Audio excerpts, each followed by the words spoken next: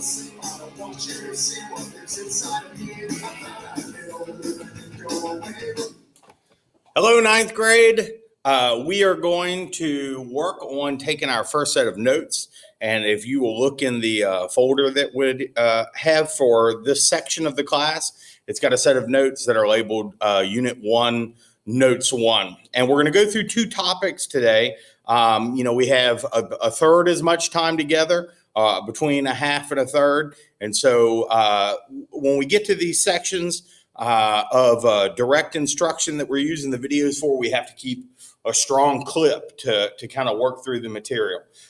So today we're going to talk about studying the birth of humans and the beginnings of human civilization.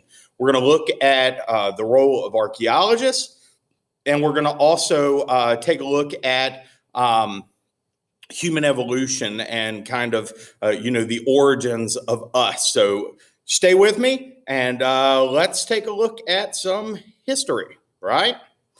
So what is history? And it's not just your favorite class in ninth grade. There's something more to it. History is the study of records and writings to learn about the past. So if there's no writing, there's no history. So the time period before writing is invented, and writing is invented, about 4,000 years ago by a group of people called the Sumerians. The time period where we exist, but writing doesn't exist, that study is called prehistory. All right. And so we're going to start off our history class looking at prehistory. All right. So how do we learn about what happens in the past when there's nothing for us to read, when people weren't recording down their experiences and their beliefs? All right. The number one branch of inquiry into the past without the written word is archaeology. Archaeology is the primary method that we use to learn about people in the distant past. And there's lots of different things that people study. So if you look here, you see archaeologists that are extracting, different things out of the earth in different places. They're digging up grave sites. They're digging up burial plots that contain artifacts that are made by human hands. They are looking at the leavings of temples and statues and art and vases and pottery and all these different things to learn about things in places before writing was there for us to study. Archaeologists primarily study what we call artifacts. Artifact is a key term. It is any item that is created or manipulated by human hands. One day, archaeologists are going to dig back and they're going to look into your past, and they're going to look at, old cell phones and floppy disks and cassettes, things that you guys probably don't have in your lives, but they're going to be the things that people study to learn about the culture that you were brought up under. So as scientists, they locate and study all of these different products. They look at human remains. They look at the artifacts. And through different branches like anthropology, they'll look at fossils so that they can learn about people's culture, people's beliefs, their science, their diet, all of where they travel to, trade networks, all of these different things through archaeological study. So when we start talking about, going way back in time, placing things in a context within an age or an era or a time is incredibly important. The most famous scientific test that we use to determine the age of ancient things, fossils, artifacts, carbon-based things, is called radiocarbon dating. It's the one that people are the most familiar with. It's one of dozens of ways that we date ancient artifacts. It is not even the most accurate way, but it's the most widely used because it's incredibly easy. Having said that, radiocarbon dating is incredibly accurate.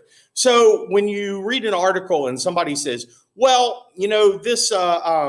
this skeleton is between 5,000 and 8,000 years. Don't make a mistake about what that means. That sounds like a huge range to us, but it's important in science and in any academic study that you give the most accurate of answers. So they might test this bone, and when they test this bone to see how much carbon has decayed out of it, because carbon deteriorates in a known time frame. So we can look at how much carbon is in something, look at its deterioration and say, well, this item is 4,000 years old or 5,000 years old. So when they look at this bone, they say, well, we are 98% certain that this bone is 5,800 years old. But because of the carbon count and different tests, we are 2% certain that it could be as old as 8,000 years, or it could be as young as 5,000 years. And so this is the number they're going to give you, because they know there's no mistaking in this number, okay? Even though this number is most probably right. So what does radiocarbon dating do for us? It determines for us the relative age of something. Not the exact age, but the relative age. And it lets us place it into the context of history and into the context of the different things that we're studying.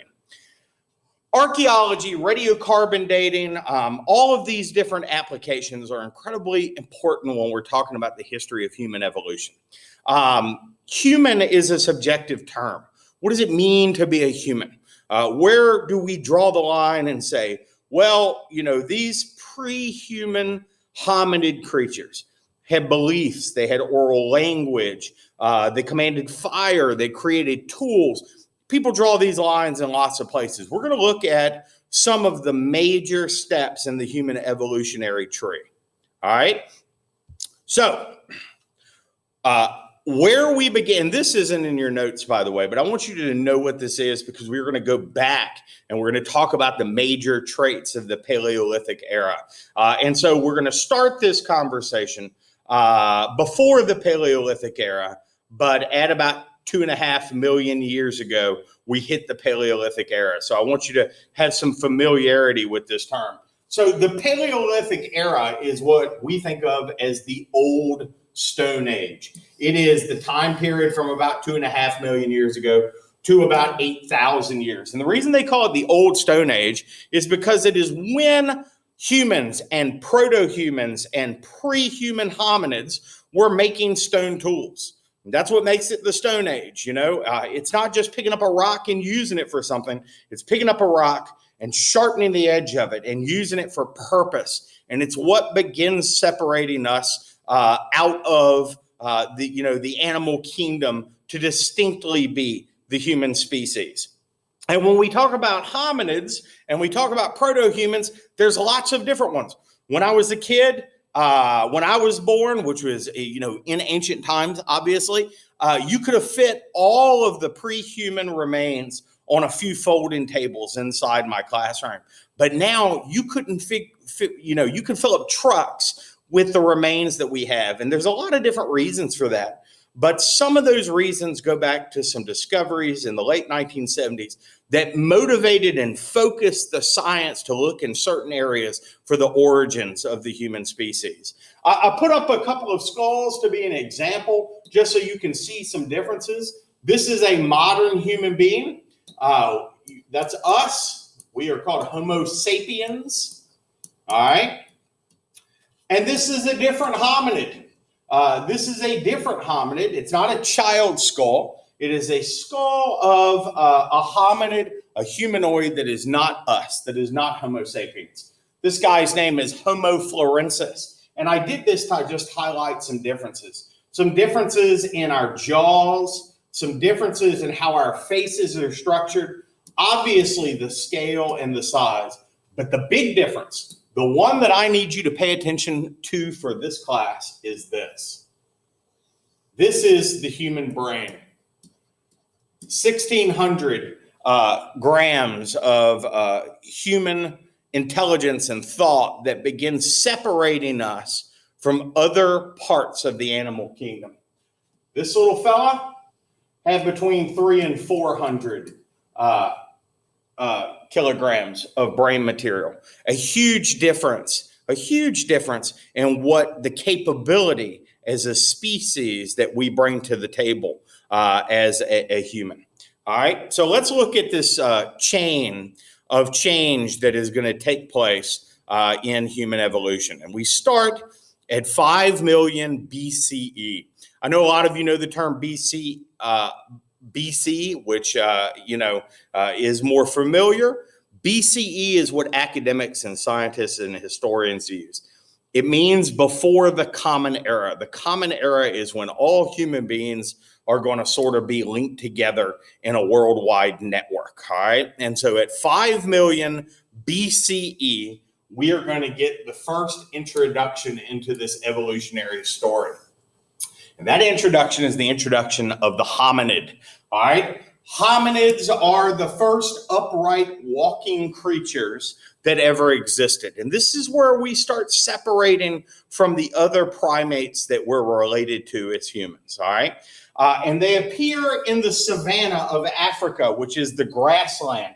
And the grassland is like 3 feet tall. So if you think about Africa, think of all the stereotypes you have about Africa, lions and, all these types of things.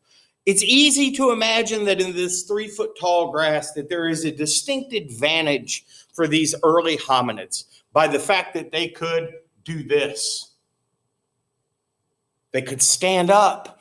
They could look around over top the grass. They could look at things that were a threat to them and their survival. And from these earliest hominids, lots of different hominid families are going to originate over hundreds of thousands of millions of years. All right, but 5 million BCE, the first hominids that we have ever discovered. And there's one hominid that's so important that we talk about her specifically. She has a nickname. Her real scientific name is Australopithecine afarensis. You do not have to spell that. You don't have to remember it. That's her real scientific name. We're going to go by her nickname. Her nickname is Lucy, all right? For anybody who's ever listened to rock music with your grandmother, there's a song by the Beatles called Lucy in the Sky with Diamonds. It goes, Lucy in the sky with diamonds. Well, they were listening to that song when they made the first discovery of part of her bones, all right? Lucy is an early hominid skeleton that is discovered in a country called Ethiopia in Africa. And the reason she's so important is when she was discovered about 45 years ago, she opened up, a Pandora's box to all of the information that lay in ancient African areas and gorges and in valleys. And it's where the discovery of all of these different hominid species really took off. Lucy is so extraordinary because, the body has 206 bones. And Lucy was from 3.2 million years ago. And we found 47 of her 206 bones. Imagine that you went out into a field and you threw 206 pennies in the air. And you came back 1 year later. How many of those pennies do you think you would find? Probably very few of them. Which is why that makes this discovery so unbelievable, because it was such a complete skeleton for us to look at. Now, look at the luck of the bones that we found. We have Lucy's jaw. We have her shoulder. We have her upper and lower arms. We have one of her hips, her upper leg bone, where we can mimic it to the other side. We have her lower leg bone.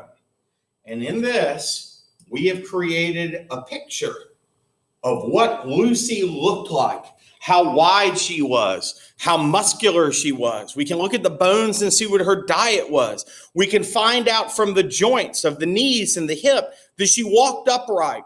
We can look at her jaw to see what type of muscle attachment was there to figure out her diet. This was like opening up a library about the past of the human species. And that's why we were called Lucy. From 3.2 million years in the past.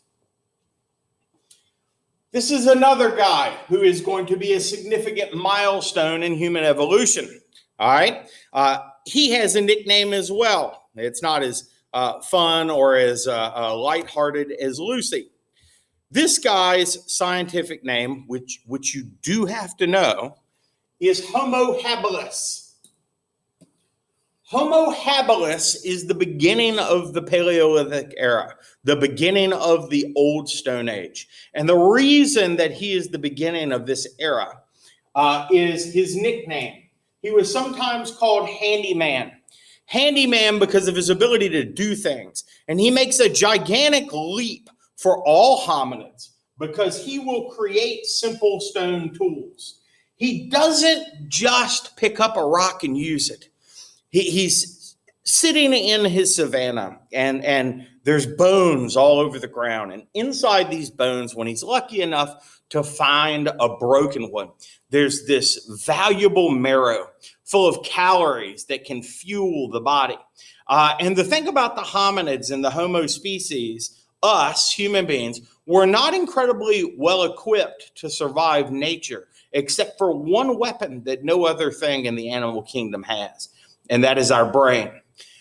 Homo habilis reaches down and he finds a rock and he tries to break a bone open with it. It doesn't work. He takes two stones and he chips them together and creates a cutting edge on one of those stones and is able to crack open those bones with this tool that he's created and get to all of that valuable food that had been shut away from him by his inability to break them with his hands or with his jaws.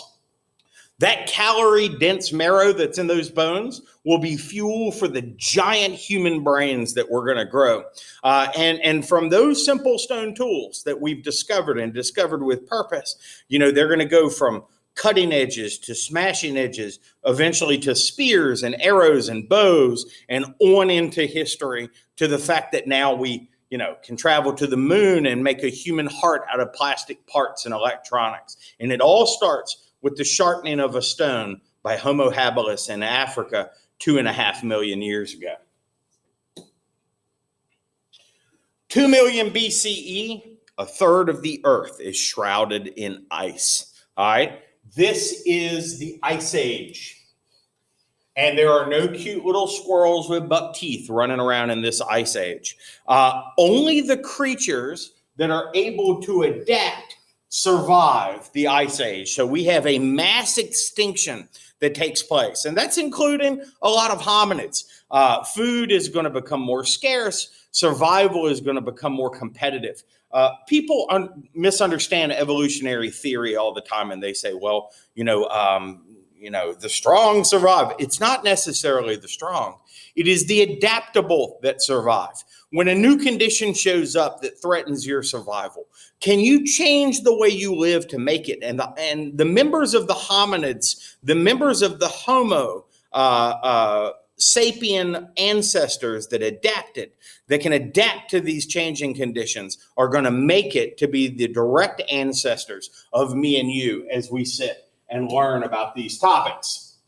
So after lots and lots of different hominid iterations, many of which we unfortunately are going to have to skip over. Homo ergaster and Homo erectus and Cro-Magnon and all these different things. At 400,000 BCE, we arrive at Homo sapiens.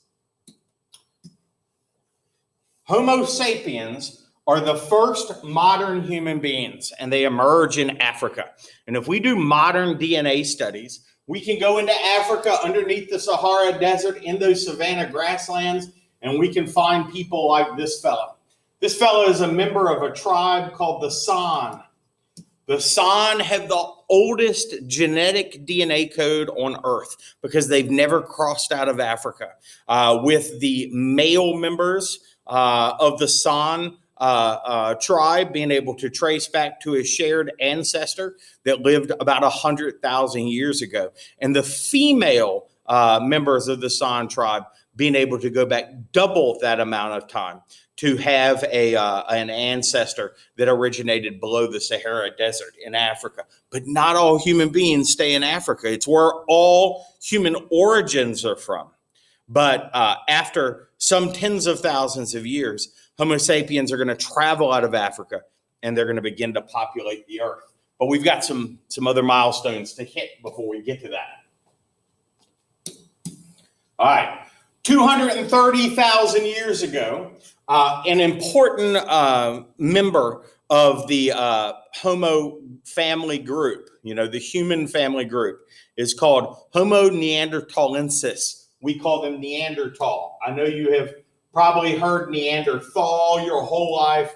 That is not correct. It is Neanderthal, named after the Neander Valley in Germany. Neanderthal is known as intelligent man. Now, not us, but a close relative to us. So close, in fact, that if you have European DNA in your body, and I be honest with you, if you live in the United States, unless you are African and you have never crossed the Sahara Desert, there is European DNA in all of our bodies. You know, I'm Scot-Irish, et cetera, et cetera. If you have European DNA in your body, your DNA code is between 2 and 4% Neanderthal. A human, but not a Homo sapien human like we are today.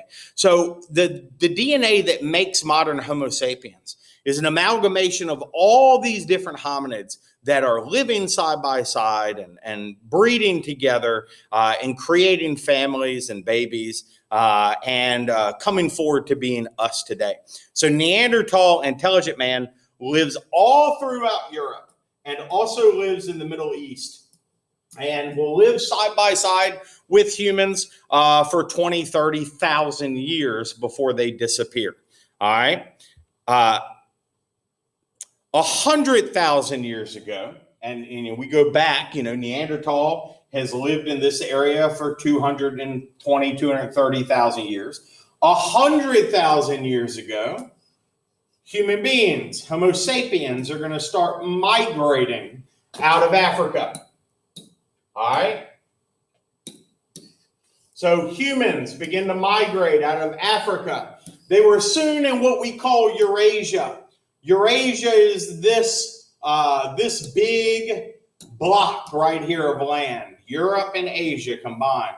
They were soon in Eurasia, and not too long after that, they would reach Australia about 45 to 50,000 years ago, and they would cross over a land bridge called Beringia, which is right here, and they would reach the Americas. And how long people have been in the Americas is argued about.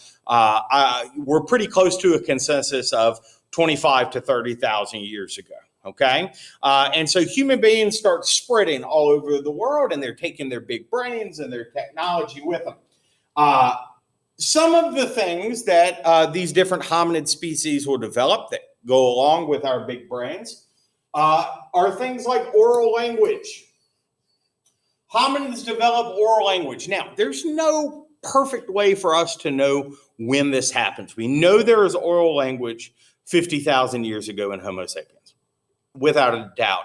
We can see the larynx wear in fossilized, remains that we have found, and we know they're there. Go back 1.5 million years ago to way before Homo sapiens existed, and we can already see the beginnings of what is necessary to speak. Now, there's no way for us to know whether there was spoken language 1.5 million years ago, but we suspect that spoken language has existed far before human beings were on the scene. But we know it was there 50,000 years ago. So if you look, we've got the world's most spoken languages, and these varieties of languages that exist in the world are because people moved off all over the world to these different areas and became isolated and developed regional ways to communicate. All right. 28,000 years ago, here's our Neanderthals again. They had lived beside us. They had hunted beside us. They had bred with us. We had produced a new version of what Homo sapien is going to be. But at this time period, the last Neanderthal dies out. We don't really know why they died out. There's all types of theories. The most sound theory is that they were outcompeted by Homo sapiens, that they were outmaneuvered, that they were outbattled by Homo sapiens that were moving into their territories. But the last records of Neanderthal are gone. And these were, an advanced people. They buried their dead. They created art. They created jewelry. They created clothing. We believe they had religious beliefs. And they definitely had a cooperative relationship with human beings, but obviously not enough to ensure their survival. 10,000 years ago, the last Homo, the last human that is not us, who's Homo florensis, who is often nicknamed the Hobbit because they are so short. They are going to die out. And they only, to the best of our knowledge, lived in one island called Flores Island that is down near Indonesia in the Pacific Ocean. And they're gone. And this is the last hominid on Earth. After millions of years of different members of the hominid tree, there is only us left. All right? So whether we go back 100,000 years ago or 1,000 years ago, if we could bring forward a Homo sapien, a human like us, and put them beside us in our homes or in our restaurants, they'd be no different than we are. But there were all of these humans that are very different than we are. But in the end, the competition for adaptability and survival in these times will be won by Homo sapiens. Between 10 to 12,000 years ago, that ice age is going to end. And so these things are kind of all happening at once. The ice age ends. There's going to be new conditions, new weather patterns, new things for people to adjust to. And then the most radical thing that had happened in human evolution is going to take place. 8,000 BCE, if you just flip over your note page, go down to the top of the second page, this is all we're going to put down about this part. 8,000 BCE, farming begins. And we have left the Paleolithic era. We have left the Old Stone Age, and we are entering into a period known as the New Stone Age, the Neolithic, because agriculture changes the entire world and everything's going to be different. Now, we haven't completely left the Paleolithic era. We've established notes. We've looked at human evolution. We're going to go back in our next class section, and we're going to look at all of the different traits of Paleolithic civilizations and societies, how they lived, how they survived, what things mattered to them, the development of culture and technologies. And we're going to do that in our next class section. I hope you took a lot out of this. You know, if you have any questions, you can email me. You have my phone number. You can text me. You can call me if you have to call me. But you can definitely get in touch with me. I'm here for you guys. I hope that before this year is over, we get to stand together in a room and do this. But thank you for being good students and paying lots of attention. And I can't wait till I get to see you again. Have a great day. Bye.